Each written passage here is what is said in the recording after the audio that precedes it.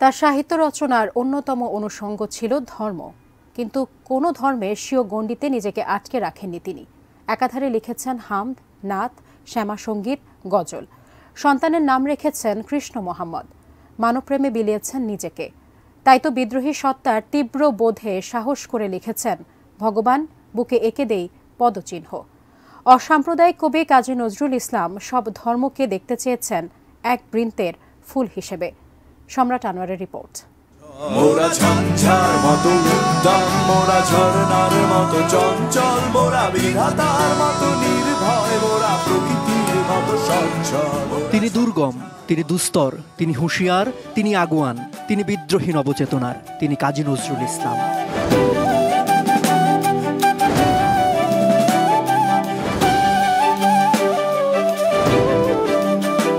সাম্যের প্রতিনিধি এ কবি আজীবন নিজেকে নিবেদিত রেখেছেন মানুষের জন্যে, যিনি মানুষকে দেখেছেন সৃষ্টিকর্তার অপার সৃষ্টি হিসেবে, যেখানে ধর্মের বেড়াজালে ঠুনকো বিশ্বাসে তিনি নিজের কবিসত্তাকে নিঃশেষ করেননি। এক রক্ত বুকের তলে একশে নারীর টান, মোরা এক বৃন্তে দুটি কুসুম, হিন্দু মুসলমান। মাত্র 23 বছরের কর্মময় জীবনের বড় অংশ দখল করে আছে ধর্মীয় লেখালেখি। কবি যেমন ইসলামী ভাবধারার গান লিখেছেন, তেমনি লিখেছেন শ্যামা সঙ্গীত। মায়ের চরণ তল জবা।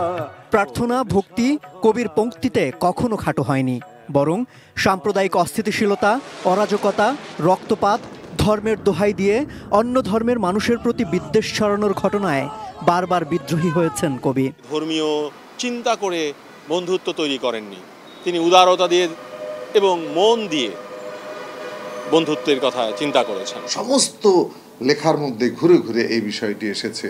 ছোট বড় কোনো ভেদাভেদ নেই, হিন্দু মুসলিম কোনো জাতির ভেদাভেদ নাই, এখানে মানুষ এবং তার যোগ্যতাই হচ্ছে আসল কথা।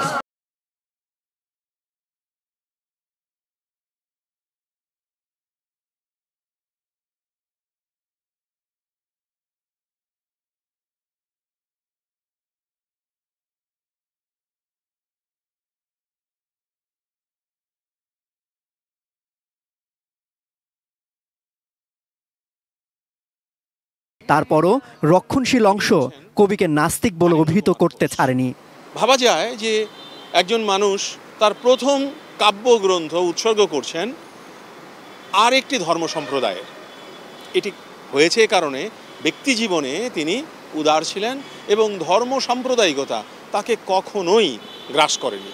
স্টেট কাট কথা বলার মতন শিল্পী বা গীতিকার, সুরকার, কবি বোধ করি আগেও ছিল না, এখনো নেই। উনি যেটা বিশ্বাস করতেন স্পষ্ট করে বলতেন।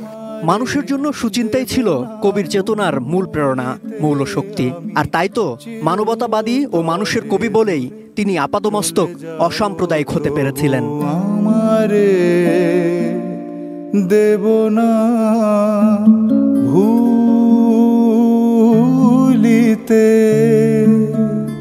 সম্রাট আনোয়ার, এটিএন নিউজ, ঢাকা।